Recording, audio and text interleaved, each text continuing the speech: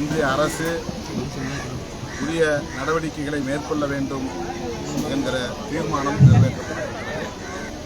அந்த தீர்மானத்தையொட்டி நாடாளுமன்றத்தின் மக்களவையில் திராவிட முன்னேற்றக் கழகத்தின் சார்பிலும் கூட்டணி கட்சிகளின் சார்பிலும் கோரிக்கை எழுப்பப்பட்டது. அதை வலியுறுத்தி வெளிநடப்பும் மேற்கொண்டோம். இன்றைய நாளில் பிரதமர் இலங்கையில் இருக்கிற சூழலில் தமிழ்நாட்டு மக்களின் உணர்வுகளை மதித்து காலம் காலமாக விடுத்து வருகிற கோரிக்கையை நிறைவேற்றக்கூடிய வகையில் புதிய நடவடிக்கைகளை மேற்கொள்ள வேண்டும். தமிழ்நாட்டு மீனவர்களின் பாதுகாப்பையும் உறுதி செய்ய வேண்டும்.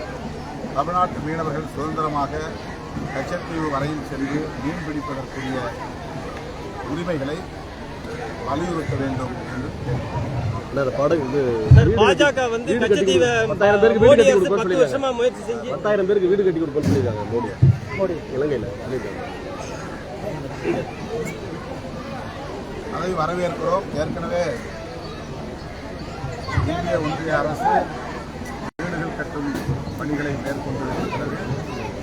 ஆனாலும் கூட இன்னும் லட்சக்கணக்கான மக்கள் அவர்களின் சொந்த கிராமத்திற்கு செல்ல முடியவில்லை, காணிகளை மீட்க முடியவில்லை, சொந்த கிராமத்தில் வாழ முடியவில்லை. 1,00,000க்கும் மேற்பட்ட பெண்மணிகள் கணவரை இழந்து பரிதவிக்கும் அவலம் நீடிக்கிறது. எனவே அந்த மண்ணின் மைந்தர்கள் சுதந்திரமாக அங்கு வாழ வேண்டுமானால் காணிகளை ஆக்கிரமித்திருக்கிற சிங்கள இராணுவத்தை அங்கிருந்து அப்புறப்படுத்த வேண்டும். சிங்களவர்களின் குடிப்பெயர்வை தடுத்து நிறுத்த வேண்டும். அதற்குரிய நடவடிக்கைகளை பிரதமர் மேற்கொள்வதுதான் ஈழத் தமிழர்களுக்கு செய்கிற மிக முக்கியமான ஒரு பாதுகாப்பு நடவடிக்கையாக விருது கொடுத்துருக்காங்க. மித்திரம் விருது கொடுத்துருக்காங்க அவங்களுக்கு. அந்த நாட்டு விருது கொடுத்துருக்காங்க மோடிக்கு. அதை பற்றி கருத்து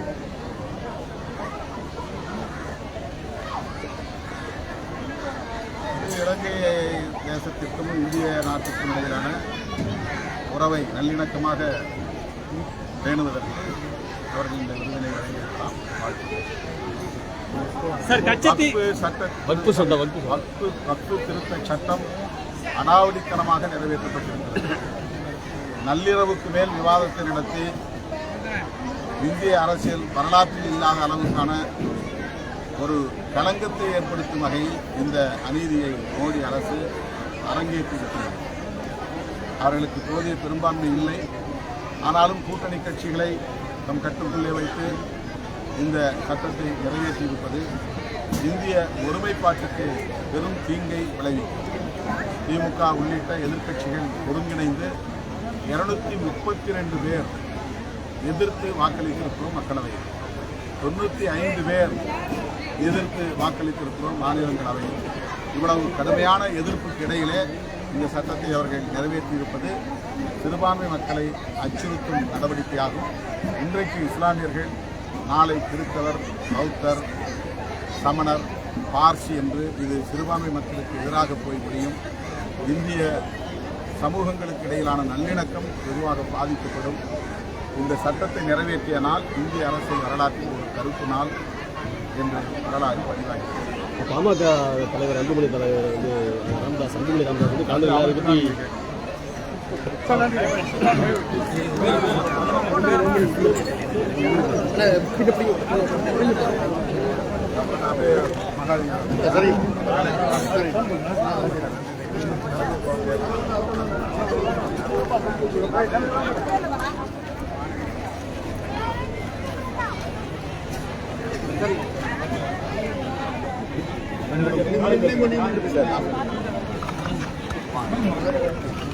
ஓடி ஓடி ஓடி